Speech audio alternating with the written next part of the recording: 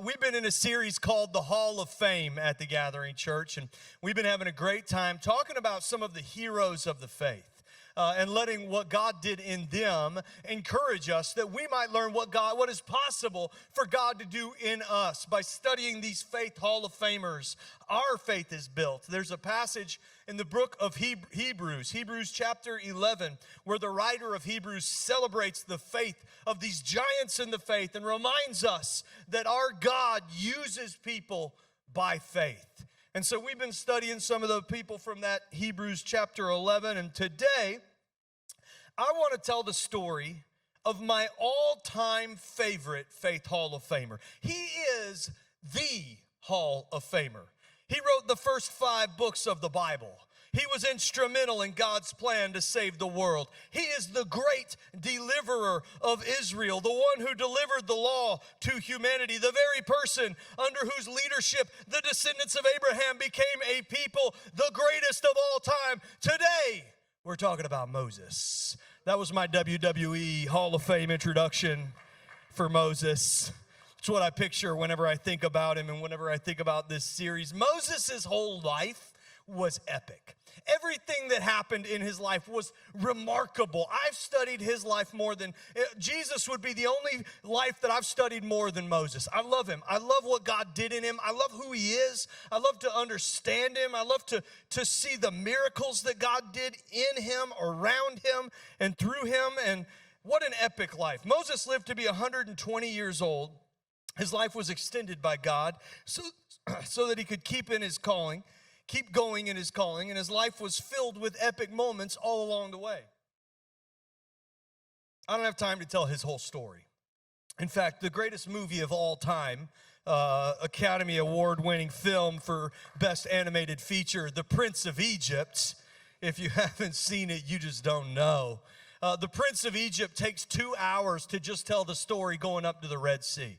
Okay, I've got 35 minutes, give or take, and I couldn't do the whole story for you today. So what I would recommend is after church today, after you go to step 1, no matter how beautiful it is outside, I want you to go inside your house and rent and watch The Prince of Egypt. Okay, that's your homework for today. And be blown away by it. And what I want you to do after that is download the soundtrack to your Spotify and bop to it all week long.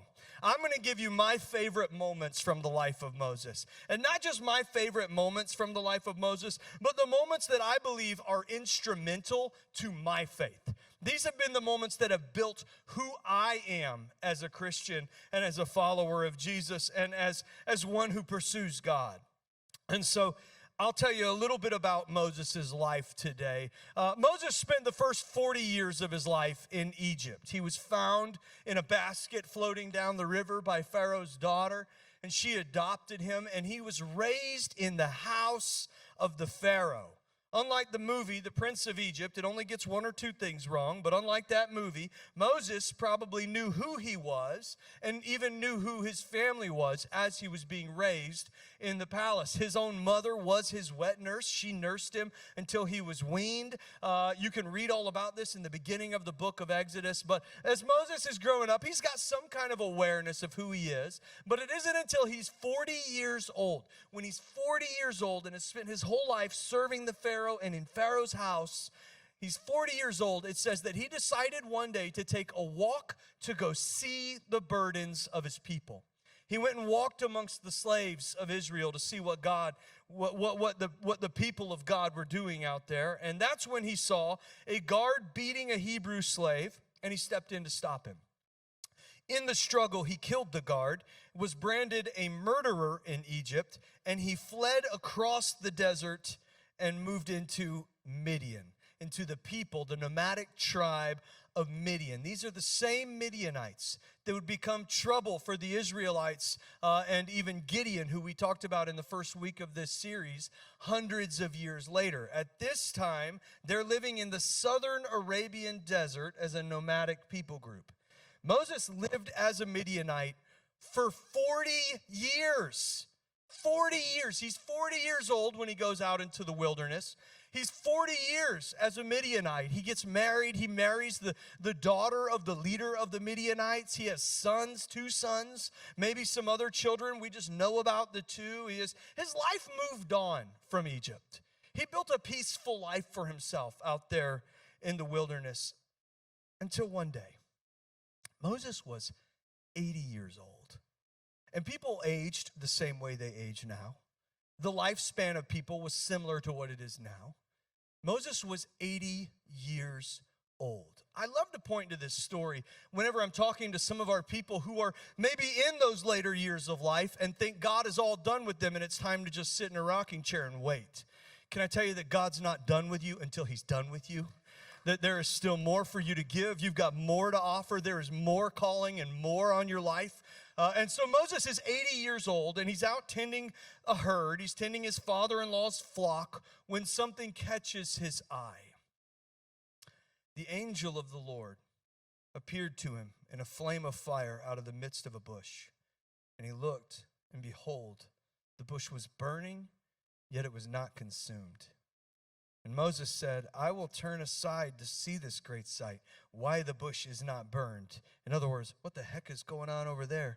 And when the Lord saw that he had turned aside to see, God called to him out of the bush, Moses, Moses.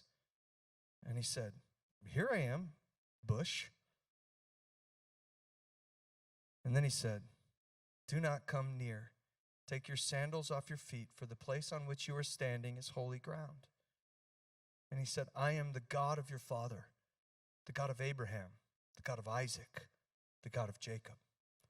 And Moses hid his face, for he was afraid to look at God. And then the Lord said, I have surely seen the affliction of my people who are in Egypt, and have heard their cry because of their taskmasters.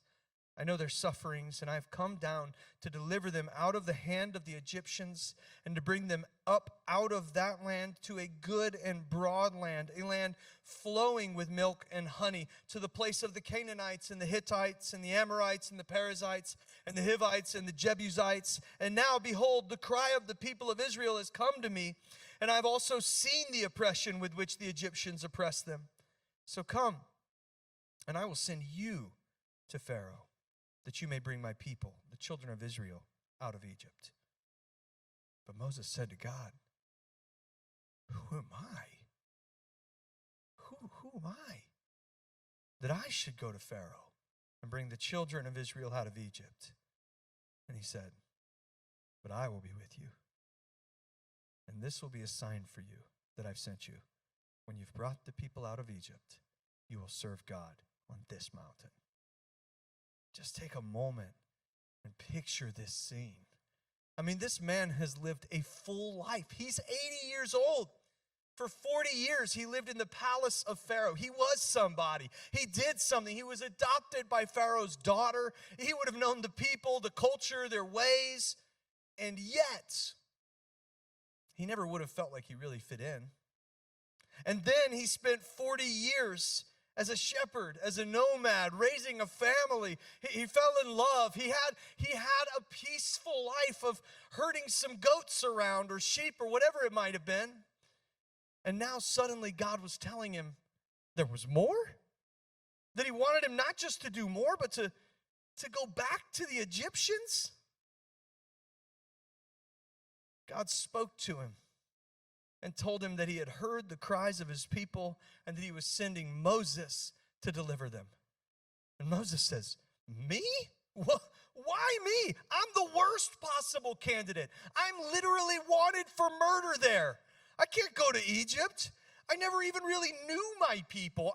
Why me? I don't even know you. I don't know you as my God. So God tells Moses who he is. And then Moses answers, but behold, they're not going to believe me. They're not going to listen to my voice.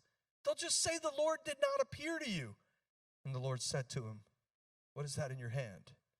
And he said, it's a staff. It's obviously a staff. And then he said, throw it on the ground. And he threw it on the ground, and it turned into a snake, and Moses ran away from it. I think that's hilarious. Moses, this 80-year-old man, he's got a walking stick because he's in the mountains trying to walk. And he says, God, they're never going to believe that you sent me. And God said, what are you holding? He was like, my staff. He said, throw it down. He throws it down. Snake. There's a snake. They'll believe you because of the signs and wonders that I can do through you, Moses. They'll believe you because they'll believe me. Okay, you'll make them believe me. But I'm telling you, you got the wrong guy. Moses says to the Lord, my Lord, I'm not eloquent, neither in the past or since you've spoken to me just now. I am slow of speech and tongue. And the Lord said to him, who has made the man's mouth? Who makes him mute or deaf or seeing or blind? Is it not I, the Lord?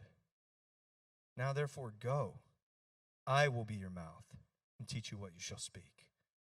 And he says, oh Lord, please send somebody else.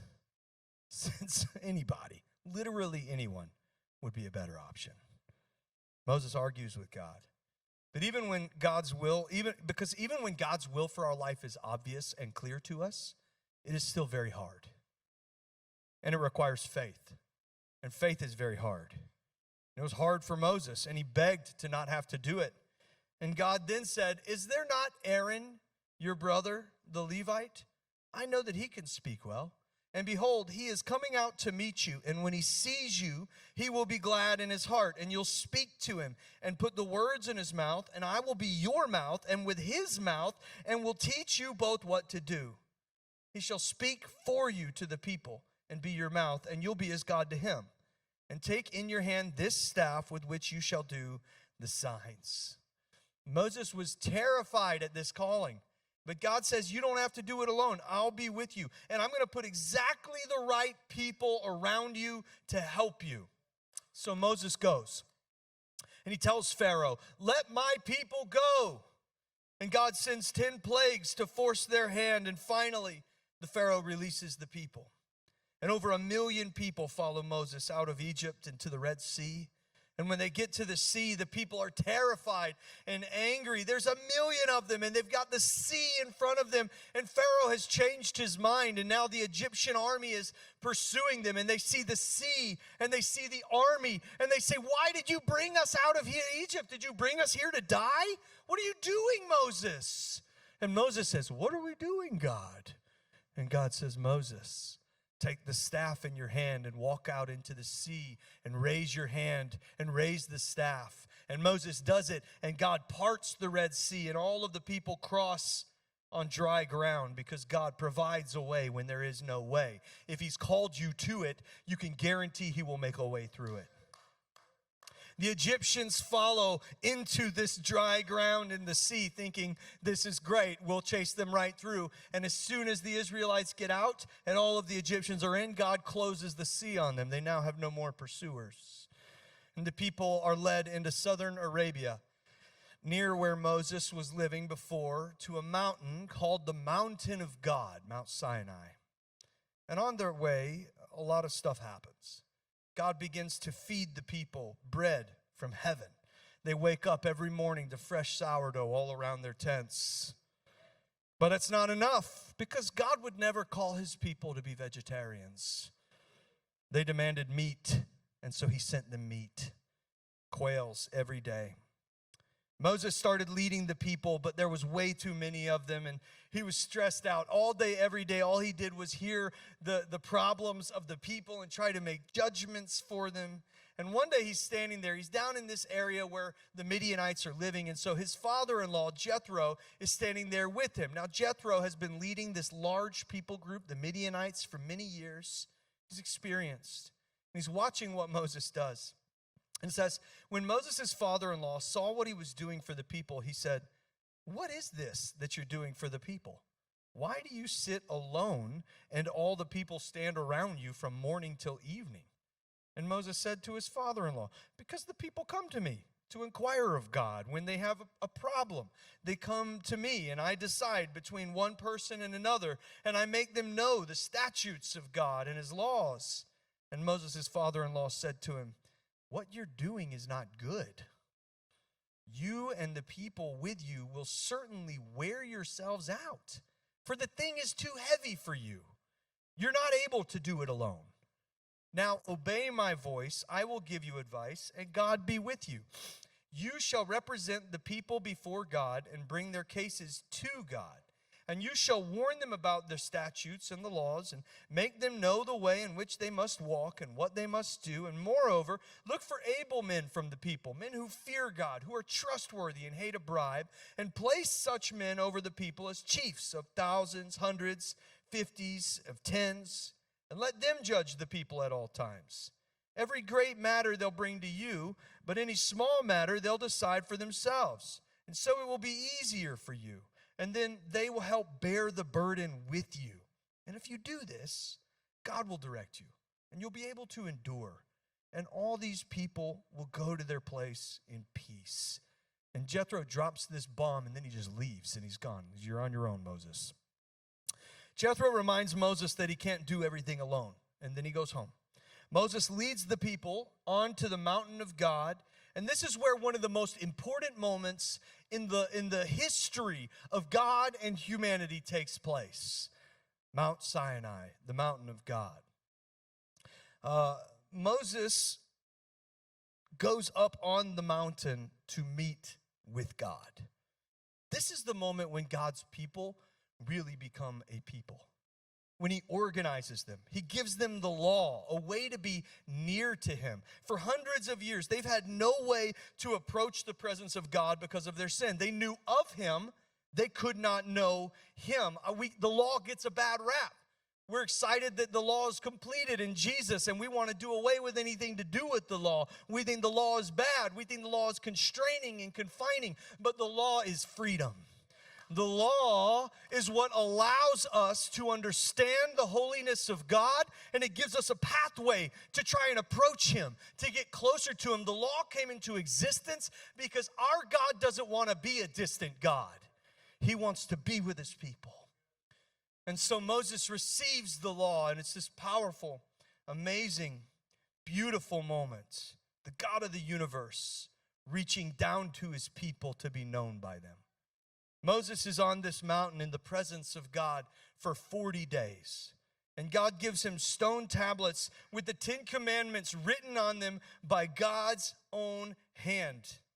God was up there in the literal presence of God, speaking with God, receiving these commandments from God, and then he goes down the mountain.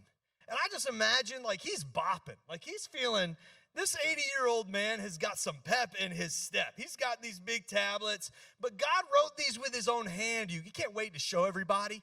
He's excited. I can't wait to show everybody. They're all going to be so happy.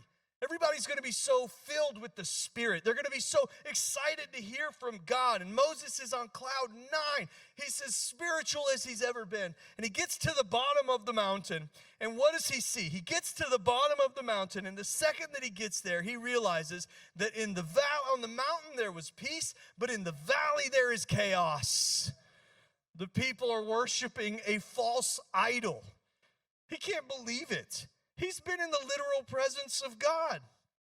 And now, what is happening in the valley? I wonder if you've ever been in a moment where it felt like you'd encountered God. Maybe you went to a conference, or you were at a student summer camp, or it was a special church service. It was 21 days of prayer. It was a powerful moment of worship, and it felt more than natural. And everything felt at peace, and everything felt right. And you encountered God, but then the moment that you left that place, reality hit you like a sledgehammer. You got baptized, and a week later, your marriage hits the rocks. You have a moment of worship that's unlike anything you've ever experienced, and then you get that phone call from the doctor on Monday. Maybe you know what it feels like to have this incredible moment where it feels like you finally got it figured out, like you're on the right spiritual track, and then, holy smokes, in the valley, there is chaos. I just encountered God. Why is my life suddenly falling apart? That's the moment that Moses has. He comes down the mountain only to find that while he was away receiving the law from God, Aaron was making an idol for the people to worship, a golden calf. Moses lost all of his holiness immediately. This to me is a super relatable moment as a father. You know, that moment where you're like, you're just feeling so holy. You had an incredible prayer time, and you're carrying the tablets out to your children. You're like, they're just going to be so happy. They're going to honor me, and I'm going to honor them, and we're going to worship God together. And within seconds, you're smashing the tablets on the ground. You know, that's what Moses does. He loses all of his holiness. He smashes the tablets. He goes, "Are you kidding me? I've been with God, and you're doing what? What's happening down here? Aaron, what the heck?" Moses was hurt, and he felt betrayed, and he said to Aaron, "What did this people do to you that you brought such great sin upon them?" And Aaron said, "Well, let not the anger of my Lord burn hot." Don't be mad, bro. Don't be mad. You know the people. They're set on evil. Can't take them away from it. They love it.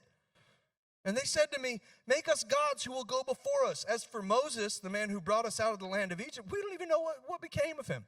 It's been like a month plus 10 days. So I said to them, "Let anyone who has gold take it off." That's all I said, I promise. And they gave it to me, and I just threw it into the fire, and out came this calf.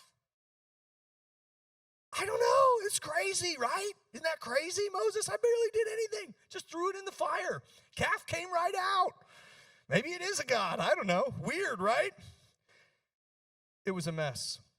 And Moses was betrayed by the very person that was sent to help him. I know that had to hurt. And so God judges their sin. And Moses goes to make atonement for the people. And God is good and God is gracious. And Moses and God are talking about it. And God tells Moses, "Go to the promised land and I'll clear the way for you. And I'll give you the land. But these people are rebellious. So you go to the promised land. I promised it to you. You can have it. I will make it empty. You'll just move in. But I'm not going to go with you." And Moses says, wait a minute. If your presence will not go with me, do not bring us up from here. I would rather dwell in your presence in the desert than enter into paradise without it. God is pleased with that response.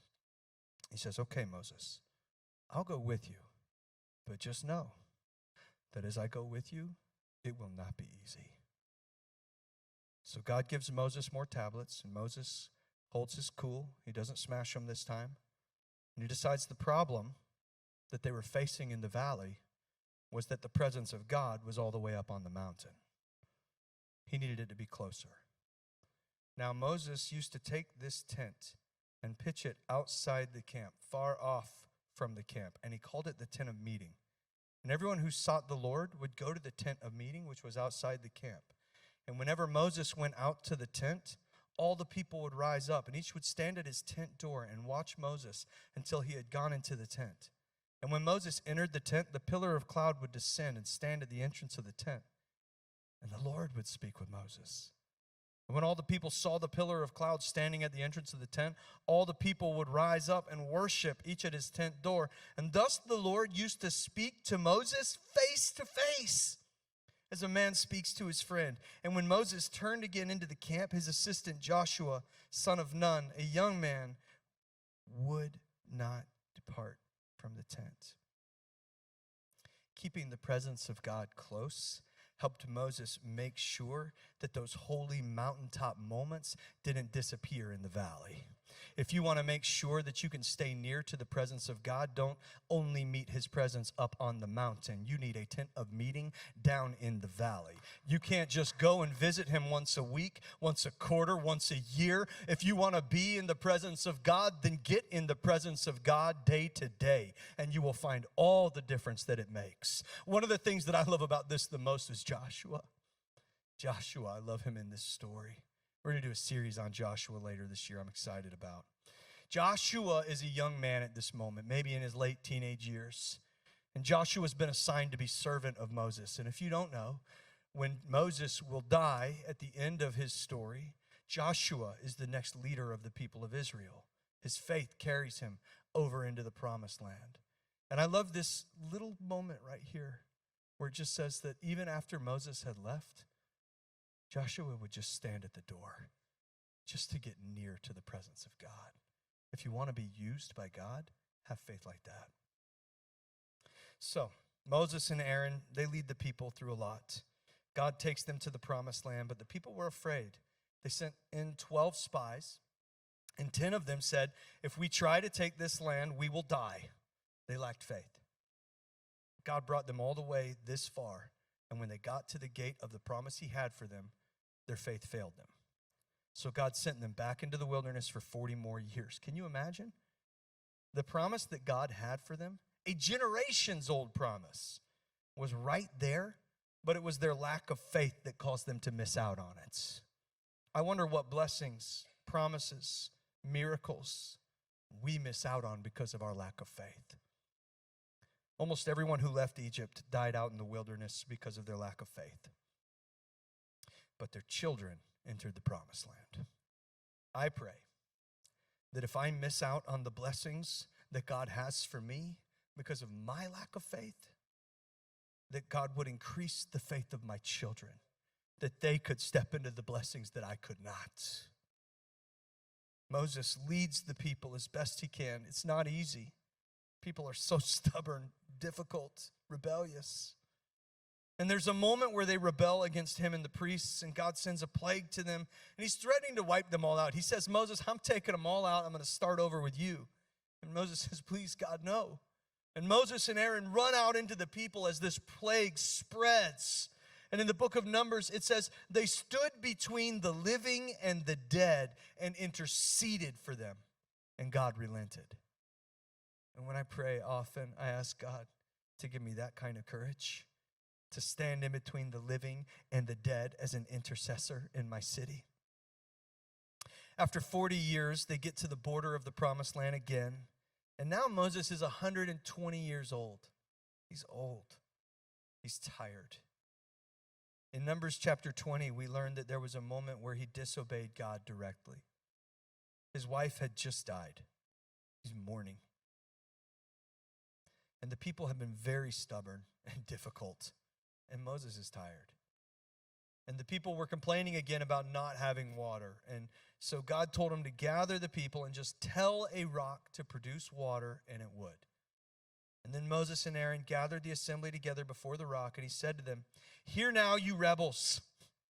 Shall we bring water for you out of this rock? And Moses lifted up his hand and struck the rock with his staff twice, and water came out abundantly, and the congregation drank and their livestock. And the Lord said to Moses and Aaron, because you did not believe in me to uphold me as holy in the eyes of the people of Israel, therefore you shall not bring this assembly into the land that I have given them. God gave Moses these specific instructions that were designed to build the faith of the people, and Moses disobeyed. He hit the rock. So God told him he would not get to enter the promised land. Can you imagine all that he's done and been through? And sure enough, because God is gracious and kind, he allows Moses to climb Mount Pisgah, overlooking the promised land, and he sees it, and then he dies. And it's Joshua that leads the people in. And there's so many reasons for this. It's easy for us to sit here as our armchair quarterbacks and say, why would God do that? That's so mean. Moses worked so hard. He led for so long. He didn't get to go into the promised land. The man's 120 years old. He's tired. Let him be tired. He's a little grouchy. He's just lost his wife. He's expressed that he wants to be with her. He doesn't want to keep doing this. And God is holy. God's holiness is not to be ignored. When God gives us a command, we're to follow it. And as leaders of people, the standards are higher. I'll get that in a second. For the people who speak for him are held to higher standards. And the New Testament reminds us that those who speak for God are judged more harshly. It is what it is. But despite this, Moses' life was a life well lived. He served God. He cared for his people. He had faith even when it felt impossible. And his story builds our faith. So 3 quick things to take away from the life of Moses. Number 1, if God calls you, he will carry you. If God calls you, Moses' reaction when he's called is one of my favorite moments in the Bible. It's not dissimilar from Gideon's. When Gideon is called by God, the angel of the Lord says, mighty warrior, and he says, pardon me, my Lord, are you sure you got the right guy? I'm the least of my family. We're the smallest tribe in Israel. You really should ask someone else. Moses kind of says the same thing. God, you must have made a mistake here. I'm not the right person for this. No, nobody's going to want to follow me. I don't have a people. I've never had a people. I didn't fit in Egypt. I didn't belong there. I was other. I was something different. I had a home and I had responsibilities, but I was Hebrew. I was the people we enslaved. And then, how am I supposed to fit in with my people? I was one of their slavers. I was one of their captors. I never even knew you, God. I'm not a good follower. I'm not a good believer. I've never made a sacrifice. I've never been to a temple. I don't even know how to pray. I don't even know your name. Why would you call me? Why would you want to use? I can't even talk right. He's unqualified. He's got a past. His relationship with God isn't good enough. Nobody's going to believe him. Nobody's going to follow him. He names all of his physical limitations. And maybe you've got 100 reasons why God can't and won't and shouldn't use you. Maybe they're similar. I don't know you very well, God. I just started this whole thing. I can't be used by you. I've got a past. I've got a history, God. Don't you know about my mistakes? Don't you know about my sins? Don't you know about all the reasons you should never forgive me? Because I won't forgive myself. Maybe you've got good reasons why God shouldn't use you. I could think of 100 real reasons why God shouldn't use me. I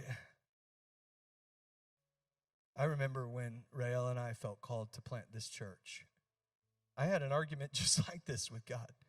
I didn't want to do it. I didn't want to do it. I liked my job. I liked what I was doing. I didn't want all this. I said, God, you got the wrong guy. I'm not qualified. I'm not good at any of the things that I'd have to be good at to do that. I've got a past. I've got so many mistakes. I'm a troublemaker. I've never not been in trouble. I'm in trouble literally all the time. You don't want to use me? There's somebody better. And I love what God says to Moses. Who is it that made man's mouth that he could speak? Don't tell me what your limitations are, Moses. I made you. And I felt the same thing in my heart. John Mark, I know what your limitations are. I gave them to you. I know what you can do and what you can't do. I know what your experiences are because I was with you. I know about your pain. I know about your suffering. I know about the things that you've done wrong because I've forgiven them. I know who you are, and yet I'm calling you. God will call you not based on your attributes, not based on your accolades, but based on your faith. He loves to use people that are hard to use, unlikely to be used. He loves to use people that don't want to be used if they have big enough faith to say yes. That's who God is. He's not looking for your perfection. He's looking for your yes. I love what he says to the Apostle Paul when Paul says, God, I've got these things in me that we got to get rid of if you want to use me. Help me. And God says to him, my grace is sufficient for you, and my power is made perfect in your weakness. So I will boast all the more gladly about my weaknesses, that Christ's power may rest on me. Moses didn't have it all together. God knew who he was, and he knew what he'd done, and he chose him anyways. Maybe you don't have it all together. Maybe you've got a history. Maybe you got weaknesses. But Jesus paid your debt on the cross, all of it. Your sins are forgiven completely, every one, wiped away, washed whiter than snow. The Holy Spirit will give you the power to do the work He's called you to do. In fact, we're told that every wonder and sign that Jesus performs, the same Spirit that was at work in Him is at work in us. He knows what's in you because He made you. Have faith. Go when and where you're called. Second thing is this: keep His presence close. Oh, this is huge. Moses came off this mountaintop moment with God and everything just fell apart. He was just up there in God's presence, worshiping and whole. And the moment he came down the mountain, it was chaos and pain and frustration. So what was his solution? Moses took a tent and pitched it outside the camp, far off from the camp, and he called it the tent of meeting. And when Moses entered the tent, a pillar of cloud would descend and stand at the entrance of the tent, and the Lord would speak with Moses. Moses was in God's presence on the mountain, but he was in chaos in the valley. So his solution was to bring God's presence to the valley. You're going to have mountaintop moments. I pray that you do. There will be times where you feel so close to God, you can almost touch His robe. And every time you experience that, there will be a valley of chaos waiting for you on the other side. So keep His presence close. Set up your tent of meeting. It's just not enough for you to only get near to Him here. You need to get near to Him tomorrow as well. Tuesday, Wednesday, every day, you need to step into the presence of God. Experiencing God right here is powerful, but it just can't be the only place you experience Him. I've got a tent of meeting. It's not enough for me to just worship here. I have a tent of meeting. It's my closet.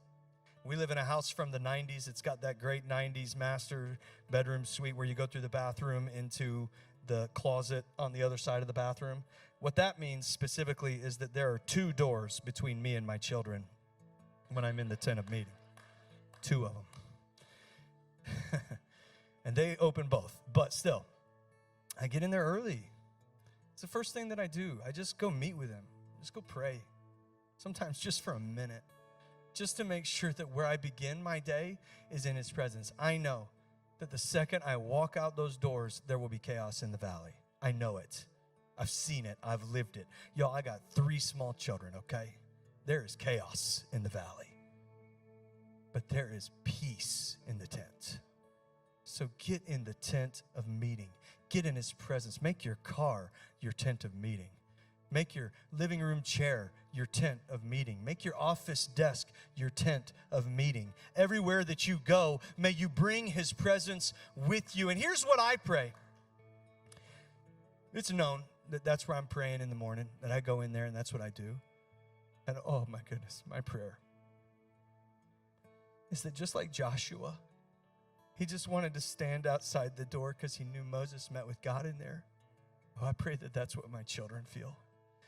That my children would know that there is peace in our valley when our Father has been in the tent of meeting. Last thing is this. Don't go alone.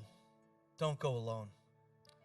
This is a recurring lesson in Moses' life. When he goes to Pharaoh, God sends him Aaron. As he's telling God about all the ways that he can't do it, God says, your brother is already on the way to meet you. I already knew who you needed, Moses, and he's on his way. When he's leading the people, Jethro tells him, let somebody help you. Can't do it alone. Later, God tells him, choose 72 leaders to lead the people. When he goes up to the mountain in the presence of God, Joshua goes with him. Wherever you go, don't go alone. God's made us to fulfill our purpose in the context of community. You need people around you. You need people to help you. You need people to carry the weight with you. You need people to encourage you, to hold you accountable, to fight beside you, to celebrate with you. If Moses couldn't do it alone, why would you think that you can? Find community. Find it here. You can find that kind of community right here on a Sunday morning on the Dream Team in the lobby, on First Wednesdays as we hang out. You can find that sort of community in a small group around people. You could find that sort of community in a million different places. Find it, and don't do it alone. I love the life of Moses and all the things that it teaches us, but most importantly, that it's never too late for God to do something powerful in your life because of the faith that you showed up with. If you're in here today and you're ready to enter into a relationship with Jesus, maybe you've always thought, how could he use me?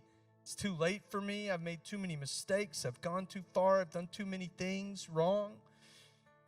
I made too many mistakes. May you be reminded by the life of his servant Moses that it's not too late. Every head bowed, every eye closed. Pray this prayer with me. Heavenly Father, forgive me for my sin. Forgive me for all the ways that I made it about me.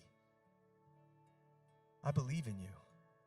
I believe in your death and resurrection. I believe that you are who you say you are. And so all that I am from this day on, I will follow you. In Jesus' name, amen.